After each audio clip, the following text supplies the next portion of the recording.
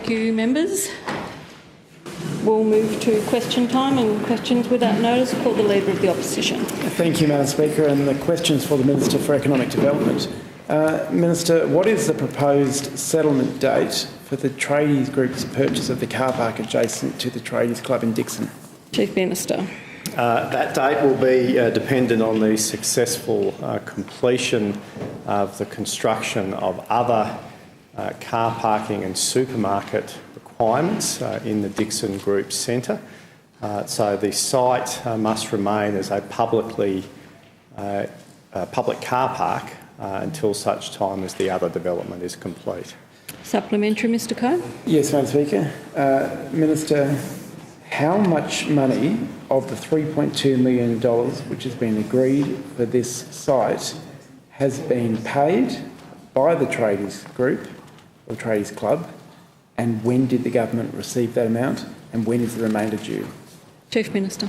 I'll need to take that question on notice, Speaker. Supplementary, Mr Wall. Thank you, Madam Speaker. Minister, is there any price adjustment for the purchase of that block of land if it draws out for a number of years? And is there any penalty for, if the Tradies Group does not meet their agreed settlement date, what penalties are available to the government under any existing contract? Chief Minister. I'll take that on notice, Madam Speaker. Questions without notice, Ms Chain. Thank you, Madam Speaker. My question is to the Chief Minister. Chief Minister, how has the government delivered in its pre-election commitments in tourism and major events? Chief Minister.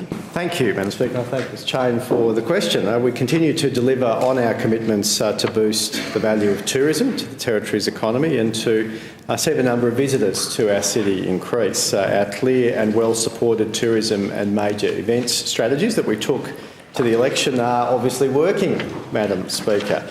We have seen all-time record numbers of overnight visitors and expenditure in our economy, both from the domestic and international markets. The latest tourism statistics for the year ending June 2017 show that the ACT welcomed 2.65 million domestic overnight visitors. That was a growth of 5.2% on the previous year. 221,479 international visitors travelled to Canberra during the same period, a growth rate of 9.1%. These visitors spent a combined total of $2.16 billion in the Territory economy, and that is an all-time record figure. Delivering on our commitment to support more flights to Canberra has seen the Chinese market grow by 25% in the last 12 months. The low-cost carrier Tiger Air has entered the market, offering 8 flights a week from Melbourne and 3 from Brisbane. That means 200,000 seats are now available on Tiger from Melbourne and Brisbane to Canberra each year. The government's major event fund is also attracting and acquiring major events and new shows to the Territory, along with support to the Canberra Convention Bureau to attract more conventions and high-yielding delegates to Canberra. Supplementary, Ms Chain. Thank you, Madam Speaker. Chief Minister, how has the government built on its commitments to improve the major events calendar? Chief Minister. Thank you, Madam Speaker. The government has invested $1 million a year over 3 years in the Major Events Fund to position the Territory as a leading region for both public and private events. Since the Special Event Fund opened in 2011, 21 exhibitions and events have been delivered, attracting around 3 million attendees and delivering approximately $636 million in economic return to the Territory. The major event strategy that I launched in July provides a strategic framework for attracting new major events and enhancing existing ones that contribute to our economy and to our broader community. For example, to create an environment that supports event attraction, the ACT Government and the National Gallery of Australia recently signed an MOU to enable the parties to collaborate effectively to host several major events and exhibitions over the coming years. Hyperreal, that's currently at the National Gallery, is the first major event under this new flagship MOU. Madam Speaker, Floriade has concluded for another year, and anyone who attended saw the investments that have been made to ensure that the event continues to evolve and develop by providing engaging experiences and new reasons to visit. This included an opening night concert, expansion of the event's opening hours, expansion of Nightfest across 2 weekends, and for the first time, the Floriade Fringe event. Supplementary, Ms Cody. Thank you, Madam Speaker. Chief Minister, how has the government delivered on its commitment to attract more airlines to Canberra? Chief Minister. Thank you, Madam Speaker. Well, the government does have a proven track record of attracting airlines to open new routes to Canberra for the benefit of residents and businesses. We've made a commitment to make it easier for visitors to travel to Canberra in the domestic sense and, of course, internationally. So, along with the successful direct Singapore Airlines flight to Singapore and Wellington, Qatar Airways will commence daily services in February of 2018. This will connect Canberra with over 150 destinations in that airline's global network, including more than 40 in Europe.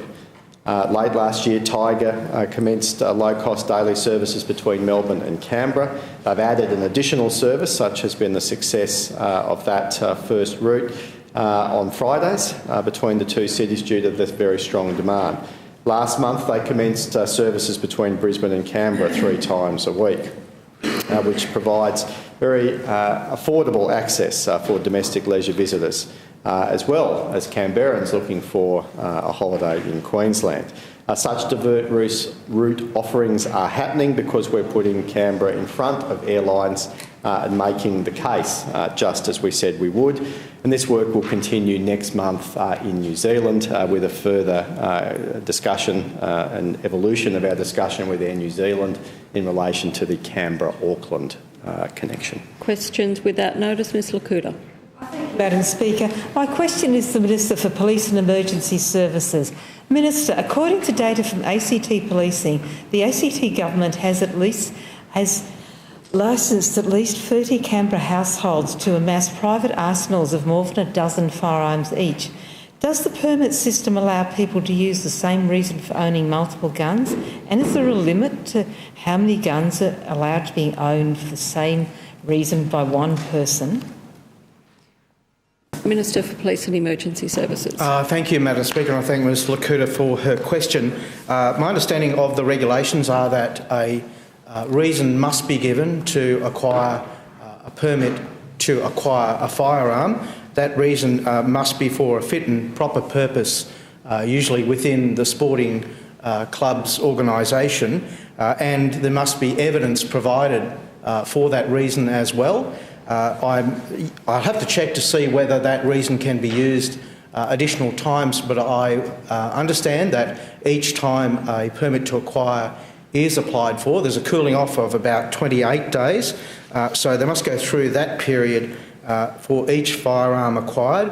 I don't understand, I don't know, and I will check whether there is an actual limit to the amount. In regard to the amount that Mr Lakuta talks about, my understanding is there are some clubs that would have armourers that would hold firearms for their club members that are yet to either get their permit to acquire cooling off period at the end. So I'll check on that for her and come back to the Assembly. Supplementary, Ms Lakuta. Thank you. Minister, what measures are in place to prevent guns from legally owned stockpiles falling into the wrong hands and becoming a threat to community safety? Minister for Police and Emergency Services. Thank you, Madam Speaker. There are detailed regulations and regular checks by police to ensure that firearms owners store their weapons and carry their firearms in the appropriate manner. So some strict regulations about storage include that firearms must be stored in a secure safe, Madam Speaker, that is bolted in a secure area to a strong foundation, and that the ammunition for that firearm is stored in another secure area. And when carried to a firing range, for example, the firearm must be stored in a secure carry case, and the ammunition must be stored and secured in a separate secure carry case in a vehicle that can be locked and secured at the same time. So there are strict regulations in regard to the carriage and storage of firearms. Supplementary, Mr Steele. Thank you, Madam Speaker. Minister, what action has the ACT undertaken to restrict the use of certain guns in the ACT? Minister for Police and Emergency Services. Yes, thank you, Madam Speaker, and I thank Mr Steele for his interest in safety for the ACT. The ACT was the first jurisdiction to move the Adler category firearm into the next category, ensuring that we have the safe use of particular firearms in the ACT. This was part of a COAG agreement, of course. So the ACT is on the front foot with firearm safety, and we continue to look as much as we can to ensure the safety of this particular sport in the Territory. I do congratulate, of course, the clubs and their members on the way they do go about practising their sport. My understanding is that they stick by the regulations at all times, and it's, of course, very important that they apply those regulations at all times with these particular firearms and their particular sport. So, again, I congratulate them. But there's always a balance, I think, to ensure that we have the right sorts of legislation and the right regulations in regard to these sorts of sports. Questions without notice? Mr Wall. Thank you, Madam Speaker. My question is to the Chief Minister. Chief Minister, in question time on October the 25th, you said that you would table the dates and minutes of meetings between the government and Aquis about their land development and gaming machine proposals, and I quote your words, to the extent that that information can be quickly compiled and in the fullness of time, end quote. Chief Minister, will you table those documents by the close of business on Tuesday the 31st of October 2017? If not, why not? And by what date will they be tabled? Chief Minister. Look, I will endeavour to get that information as soon as possible, but I can't guarantee the time frame requested by the member, but I will guarantee that that information will be made available. Supplementary, Mr Wall. Thank you, Madam Speaker. Chief Minister, has the error in the brief of the 21st of May 2015 been explained by your directorate, and what date will that be? Chief Minister. Yes, I understand that the Director-General has written to the Chair of the Public Accounts Committee providing even further clarification in relation to that matter, Madam Speaker. Supplementary, Mr Coe. Chief Minister, what qualifications should the people of Canberra put on promises when you say they'll be delivered in the fullness of time? What does that actually mean? Chief Minister. It means that the government will endeavour to meet the requests of the Assembly in as speedy a manner as possible, but I won't seek, Madam Speaker, to make commitments in relation to timeframes that I can't meet. Are there other questions without notice? Mrs Kickett. Thank you, Madam Speaker. My question is to the Chief Minister. I refer to a report in the Canberra Times of 20 October 2017 that claimed that a member of your staff spoke to the owner of Mr Spokes in early 2015, saying, and I quote, "If you don't agree to sit down and meet with the LDA, things are going to get a lot tougher for you." Did this advisor discuss this issue with you or other members of your staff before speaking with the owner of Mr Spokes? Chief Minister. I don't believe so, Madam Speaker, but I'll check the record. Supplementary, Mrs Kickett. Thank you. Did the member of your staff advise you or other members of your staff after he made the phone call to the owner of Mr Spokes about what had happened?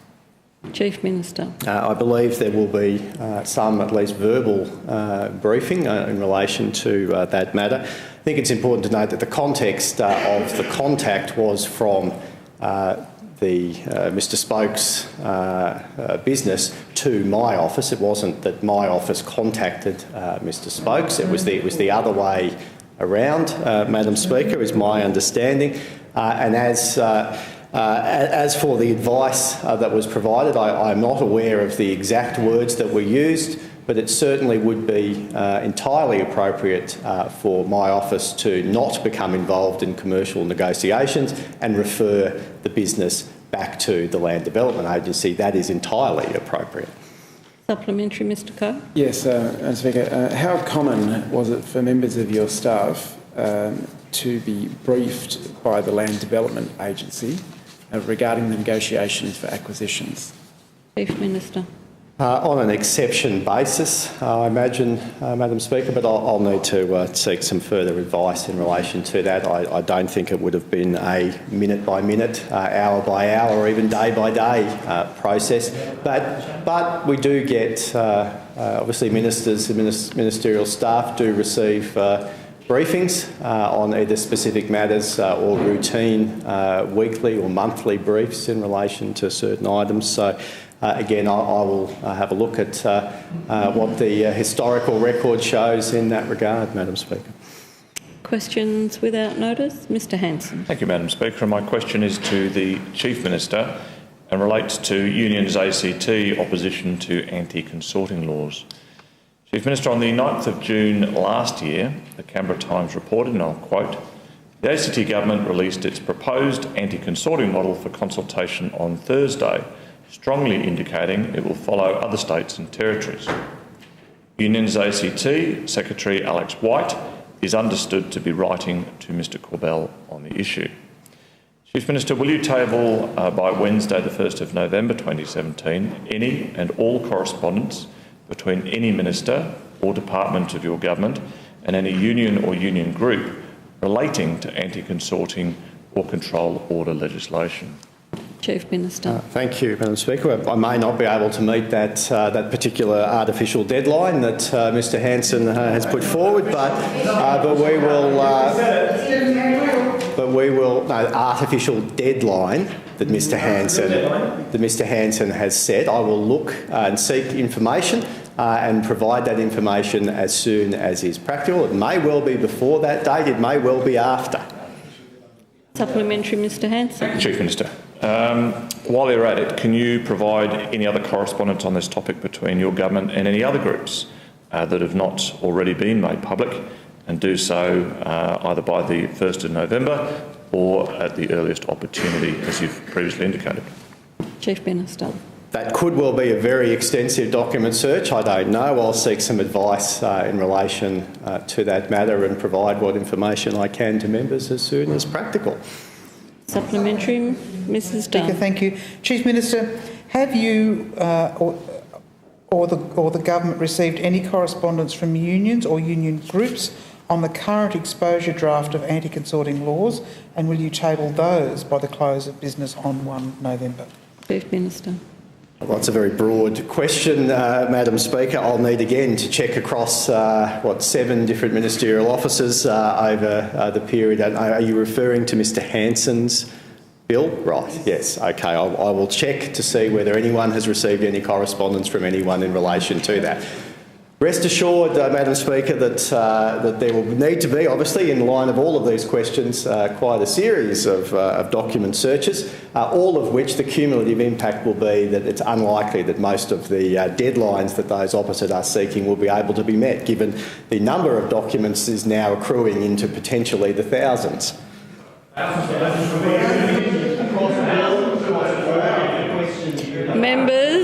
Members, Miss Cody is on her feet and seeking to ask a question without notice. Miss Cody. Thank you, Madam Speaker. It'd be nice if Mr Hanson was quiet enough for me to ask my question, but you know, miracles may happen one day. My question is to the Minister for Sport and Recreation. Minister, can you update the Assembly on the delivery of the government's election commitments in the sport and recreation portfolio and how these contribute to the key priorities of active living, gender equality and inclusion? Minister for Sport and Recreation. Thank you, Madam Speaker, and I thank Ms Cody for the question. Some of the key achievements this year included the full funding for all of the election commitments towards gender equity in sport, which included 4-year funding agreements for both the Canberra Capitals and Canberra United, and I've spoken a lot about those two teams in this place and the significance of that 4-year funding to those teams in being able to continue to recruit elite sportswomen to those sports, and also improved sponsorship to ensure that they are able to provide those sportswomen with the best possible support, but also to give opportunities for young women and girls in the ACT to have role models that live in their community to look up to. A further $1 million was also for programs which work to encourage and empower women and girls at all levels of sport over the next 4 years. $500,000 for female-friendly sports infrastructure, $400,000 in incentive funding for sports to lead on gender equity, and $100,000 for a new female sport online hub with Her Canberra, which I recently launched. Some of the other significant projects which have been completed or are progressing include $600,000 to local clubs under the Community Football Infrastructure Program, redevelopment of Phillip Oval, a new Stromlo Aquatic Centre, and funding for 2 new ovals as part of the new Gungahlin Primary School. Supplementary, Ms Cody. Thank you, Madam Speaker. Minister, how were the government's commitments informed by the Canberra community? Minister for Sport and Rec. Thank you, Madam Speaker. I spent much of 2016 in my first year as Sport and Rec Minister talking with sports communities about their needs.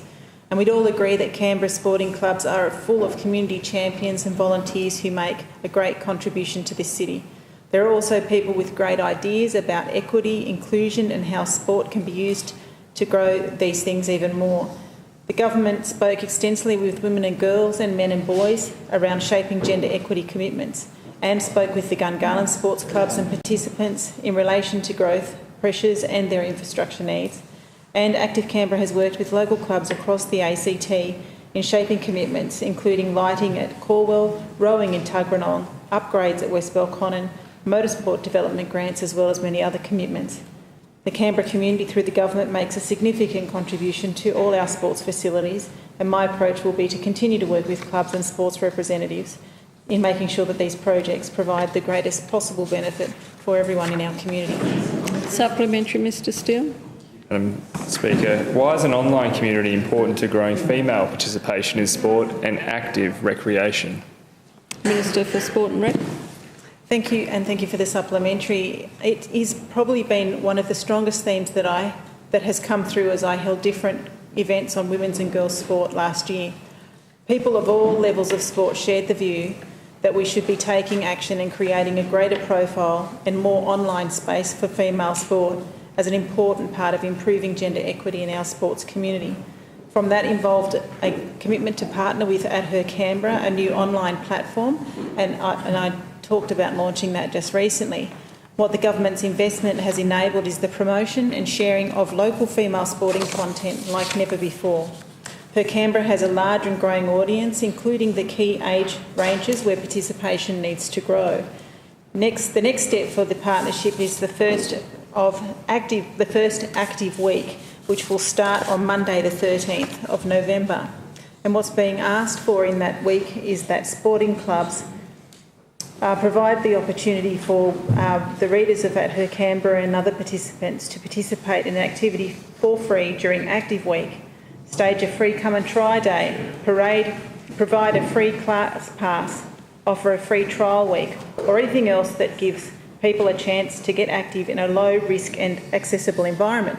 Indeed, someone like Elizabeth Lee might want to get on board with something like this and encourage a Zumba class amongst maybe women in the Legislative Assembly to participate in.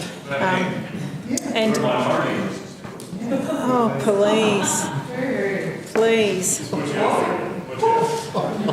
for goodness sake. Seriously, Madam Speaker. Members.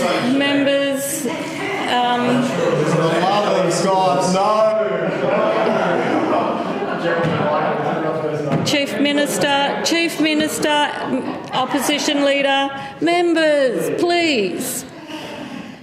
Your time has expired. I'm sure you had much valuable comments to add besides what was being exchanged across the floor.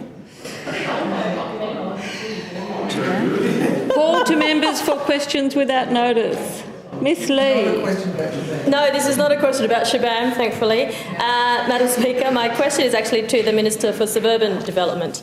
I referred to the Canberra Times article of 12 June of this year regarding the purchase of the site of the Williamsdale Solar Farm Block 1470 in Tuggeranong.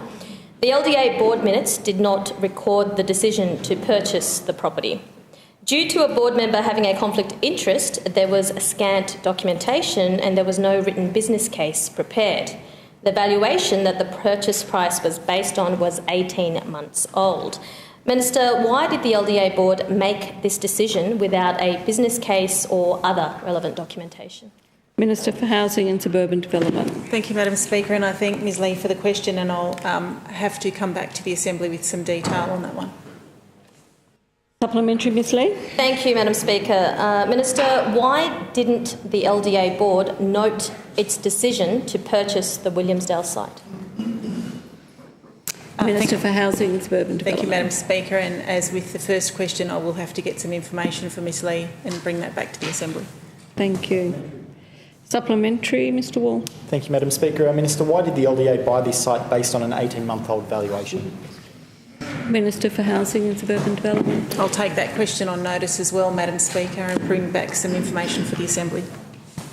Thank you. Questions without notice? Mr Parton. Thank you, Madam Speaker. My question is to the Chief Minister. Chief Minister, what is the contractual or commercial relationship between the Dixon Section 72 site acquired by the government and the block of land next to the Dixon Tradies that's currently a car park? What is the contractual or commercial relationship between the two? Chief Minister. Thank you, Madam Speaker. Well, Block 20, Section 34, as it was then known, was put to the market via request for tender as a future development site. There were 2 submissions received in response to that. One of those was from the Canberra Tradesman Union Club. They were the highest bidder. And so the Economic Development Directorate negotiated with them as the highest bidder and reached an agreement on a final transaction that involved, as I think members are well and truly aware, the sale of the Block 20, Section 34, as well as the ACT Government's acquisition of Blocks 25 and 6 in Section 72 in Dixon. The contractual arrangements can be made available. That's not a major issue. The final decision, of course, to proceed with the transaction was made by the Director General of the Economic Development Directorate, and the transaction was completed by the Land Development Agency. There is a requirement to continue the availability of public car parking, as I have indicated in previous answers to questions on this matter, and the parties agreed to defer settlement on Block 20, Section 34, so that it would remain a publicly accessible car park until the supermarket development on the other side of the Dixon Group Centre was completed. The parties also agreed that the occupant of Block 6, Section 72 could remain in place with peppercorn rent for 40 months, with market rent payable thereafter. There would be a supplementary from you, Mr Parton. Yes, thank you, Madam Speaker. Chief Minister, will you take on notice and provide to me at some stage, I'm going to suggest a week as an artificial deadline, a copy of the advertisement or tender for the sale of the block of land next to the Dixon Tradies? Chief Minister. Block, I presume you mean Block 20, Section 34. Yeah, okay, all right. Well, I think we are talking about the car park on the corner of Badham Street and Dixon Place, adjacent to the Tradies Club. All right. Yes, we can certainly make that information available. I was asked yesterday, I think the time frame for when the request for tender. When the request for tender for that particular block was put to the market in, I think, September of 2012 as a future development site. That's not a problem, Madam Speaker. Supplementary, Mr Coe. Yes, thank you, Madam Speaker. Chief Minister, are the tradies or the CFMEU paying the rates on Dixon Section 72 property? And if so, how much has been paid? And on what dates were those payments made? And if you don't happen to have that information in front of you, would you please provide it to me or my office by close of business tomorrow? Chief Minister. Thank you, Madam Speaker. No, I don't have that information in front of me, and I will provide it to the Assembly in due course. I may not be able to provide it by close of business tomorrow. I won't be here tomorrow. I'm at the Treasurer's Ministerial Council in Sydney. I will need to see it before it goes to Mr Coe's office. to verify that it is the information that I'm being asked today. So it will likely be next week, Mr Carr. Questions without notice, Mr Steele. Thank you, Madam Speaker. My question is to the Minister for Disability, Children and Youth. Minister, can you update the Assembly on the government's commitment to promoting the inclusion of people with a disability by removing hurdles to social participation? Minister, Disability, Children and Youth. Thank you, Madam Speaker, and I thank Mr Steele for his question. As members know, this government is committed to the inclusion of all people, including people with disability, in our great Canberra community.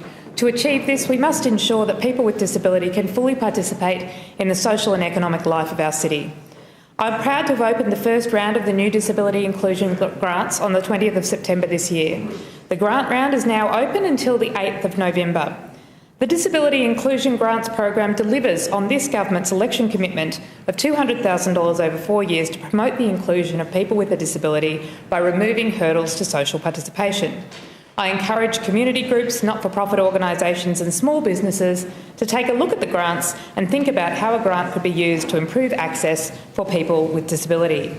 I encourage potential applicants to engage with people with disability to identify barriers and consider the best way of addressing them.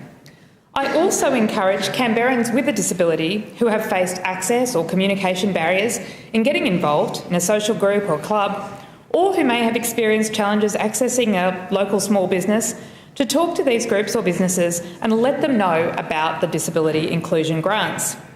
Grants can be used to provide disability awareness training, infrastructure modifications, or the purchase of assistive technologies such as hearing loops. I'm sure there are many other innovative ideas to increase inclusion in our community. I wish to thank the Disability Reference Group for its thoughtful consideration of the grant guidelines and how the Disability Inclusion Grant Program was shaped and will complement existing grants. Supplementary, Mr Steele. Thank you, Minister. What else is the ACT government doing to encourage greater community participation for people with a disability and build opportunities for people with a disability to connect with community? Minister, Disability, Children and Youth.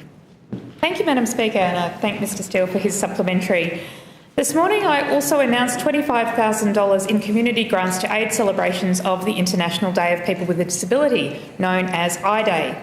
I-Day is a United Nations sanctioned day that aims to promote awareness and understanding of disability issues and encourage support for the dignity, rights and well-being of people with disability. I-Day seeks to increase awareness of the benefits of inclusion of people with disability in every aspect of political, social, economic and cultural life. We celebrate I-Day on the 3rd of December each year, and these grants encourage greater community participation for people with disability, showcasing their contributions and achievements and building ongoing opportunities for people with disability to connect with their communities. Today I was really pleased to be able to announce the recipients of the I-Day grants who have received up to $5,000 to promote awareness and understanding of disability issues. I encourage people with disability, their friends and family, plus of course the wider Canberra community, to attend as many events as possible around the weekend of the 3rd of December. Some of the events that received an I-Day grant include a game and panel to talk about health and disability without costs, an opportunity to dance like no one is watching at the No Lights, No Lycra Lightly Lit event. Unlike the usual No Lights, No Lycra nights, some lights will be on for this inclusive dance event to encourage people with disability to attend by providing a little more light to see by. A Women with Disability ACT event with live music and talks, and an explosion of art, music, film, dance and singing in inclusive creative programs at Belconnen Arts Centre's 3-day event, Detonate. Supplementary. You got the call, Ms Lee. Thank you, Madam Speaker. Minister, what is the ACT government doing? I just want to see you dance, Ms Lee. Sorry, that was not. That will come later, maybe after hours, Madam Speaker. Inappropriate. Only if Jeremy joins in. Only if Jeremy joins in, clearly. So, Minister, what is the ACT government doing for participants of the NDIS scheme from a non-English speaking background?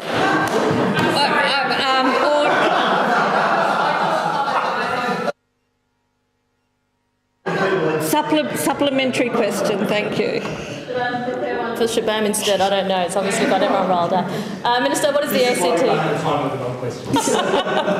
What is the ACT government doing for the NDIS participants from a non-English speaking background?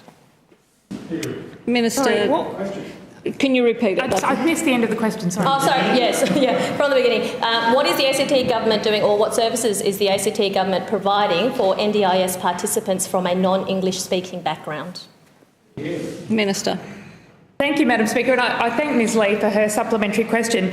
I'm not sure that I have the information on me, but I understand that through the trial period, the NDIS, in the initial rollout and through the transition, specific information has been provided to support people from culturally and linguistically diverse backgrounds to participate in the National Disability Insurance Scheme and to sign up for that. I will take the detail of that on notice, but I would note that the funding of advocacy and planning for the National Disability Insurance Scheme is largely the responsibility of the Commonwealth and the NDIA at this stage, but of course we do work collaboratively with them, and I'll provide some further details. Questions without notice, Ms Lauder. Thank you, Madam Speaker. My question is to the Minister for Planning and Land Management. Minister, why did the government undertake pre-DA consultation on behalf of the Federal Golf Club only after the club changed affiliation to the Canberra Community Clubs? Minister for Planning and Land Management. Thank you, Madam Speaker, and I thank Ms Lauder for her question. Madam Speaker, the idea of pre-DA consultation was mine, discussed with my colleagues in relation to new developments that are coming up across the whole of the ACT. So you saw, for example, the announcement that you joined me to look at whether or not we could do a suburb on the west of Athlone Drive in Tuggeranong. And it's been used a number of times, of course, in other circumstances as well, Madam Speaker. So it's the opportunity for the community to have a say on what a proponent proposes. So it's not what the government brings, Madam Speaker, it's what a proponent brings, Madam Speaker. So that's why we started that consultation process. We thought at the time that it was a really good idea, but obviously... Mr Hanson, allow the Minister to respond to the question, please. Minister. But obviously, Madam Speaker, of what we've seen of late, it may not be the best idea. It may be better to go down the simple, rigorous track of the normal... Resume your seat, please. Madam Speaker, on relevance, the question was specifically about pre-DA consultation as opposed to pre-territory plan variation consultation, and I asked the Minister to be directly relevant to pre-DA consultation. I don't believe there's a point of order because I heard the Minister say it was his idea and he's been discussing the pre-DA consultation. Minister, do you want to continue? Thank you, Madam Speaker. So, as I said, we thought this was a good idea to have a panel that was assisted, of course, by the Directorate because they have the knowledge in regard to development applications and the planning regulations in the Territory. Supplementary, Ms Lauder. Thank you, Madam Speaker. Minister, is the government planning to conduct pre-DA consultations on behalf of Yuwani and Murrumbidgee country clubs? Minister for Planning. Madam Speaker, and I thank Ms Lauder for the supplementary. I had a conversation with the Director-General of Planning this morning in relation to the operation of this consultation that we've recently had, and it doesn't appear that it's worked the way that we wanted to, Madam Speaker. So rather than to provide, Madam Speaker, rather than provide information for the community to have input, it seems that it's been used in a political sense in the chamber. And so, Madam Speaker, I'm not sure whether we should use it at all anymore. It might be better to simply use the normal process of putting a DA into ACPLA and going through that process. Supplementary, Ms Lakuta. Thank you, Madam Speaker. Minister, given it was described as a community panel and consultation, why was the subject matter of the consultation so restricted to be just what the Federal Golf Course put forward and not encompass some of the ideas from the community? Minister for Planning. Madam Speaker, thank Ms Lakuta for the question. Well, of course, there needs to be some parameters around consultation. If the consultation is about that particular development, well, that's the topic of discussion. But it does go beyond that, and as we've seen through this process, Madam Speaker, there's been many other issues raised. So, Madam Speaker, as I said, we'll review the process. Now, we did learn, of course, on my most recent trip with other jurisdictions that when you try different processes of consultation and they don't work, there's an opportunity to try other ones, and we'll continue to do that. Questions without notice, Mrs Dunn. Thank you, Madam Speaker. My question is the Minister for Mental Health. Minister, in 2015, the Government commissioned Professor Beverly Raphael to undertake a review of mental health services. The report was entitled Suicide and Contributing Factors in the ACT, and it was to be released after its completion in 2015. 2 years later, it has not been released. Minister, why has this report not been released 2 years after it was finished? Minister for Mental Health. Thank you, Madam Speaker, and I'm glad Mrs Dunn asked me about this because it's actually the subject of question on notice number 604, which she asked me about on Tuesday, and I was going to give an update after question time, so this solves that question. That report was, there were some problems with the preparation of that report. The authors involved in that report were not able to complete their work for personal reasons, so there have been some questions raised about that report. It was drawn to my attention earlier this year. The report, ACT Health does have some concerns with the final form in which the report is being presented, but my view on this matter is that it is valuable for the report to be released, even though the full analysis was not completed, and I have asked ACT Health to prepare that work so that the report can be released, and I'm hopeful it will be ready very shortly, because I think it does contain valuable information both for those who are generous enough to give their own personal experiences and views to the consultation process, but also for community organisations and academics to take it with some of the caveats that it will come with as an important source of information. Supplementary, Mrs Dunn. Minister, how much did the report cost, and why has it taken so long for the government agency to put the report in a form that was suitable for publication? Minister for Mental Health. On the first half of the question, I'll have to take that on notice. I'm just not sure off the top of my head. In terms of the second half, I think the agency was concerned. When I've raised with them this year, their advice to me was that they were uncertain about whether it was able to be published, but I have formed a view that it should be published, and it will be published shortly. Supplementary, Ms Lee. Thank you, Madam Speaker. Minister, when will the government respond to the report, and when will it be released? Minister for Mental Health. I had not intended to actually respond to the report per se. It is a research report. It's not. I'll have to reflect on whether it contains formal recommendations. I cannot recall if it comes in that form, but it's not a report that I think was expected that the government would formally respond to. Questions without notice. Ms Orr. Thank you, Madam Speaker. My question is to the Minister for Arts and Community Events. Can the Minister please update the Assembly on the outcome of the 2018 project funding round? Minister for Arts. Thank you, Madam Speaker, and I thank Ms Orr for the question and her interest in the arts. I was pleased last Friday to announce the outcome of the 2018 arts project funding round. 48 artists, arts groups and community organisations across all forms of arts will be sharing in more than $765,000 in arts project funding, which exceeds the $750,000 of funding that we promised in the budget. The range of successful applicants this year is impressive, and it spans both emerging and established artists, as well as community art projects that will provide Canberrans with an opportunity to participate in the arts. They represent a broad cross-section of art forms and activities, including substantial representation by Aboriginal and Torres Strait Islander artists and a number of projects focused on inclusiveness.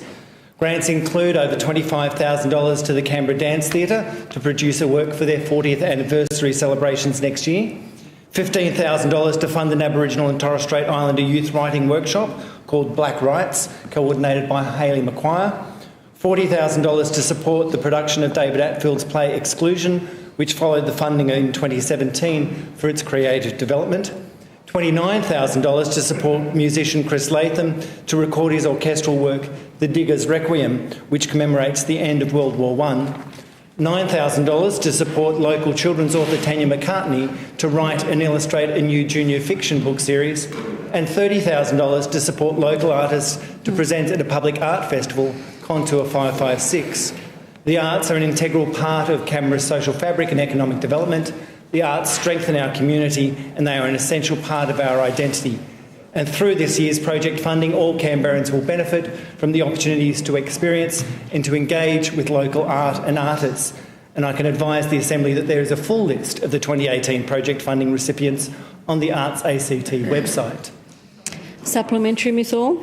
Can the Minister please advise the Assembly of what other arts and community events have been funded so far this year?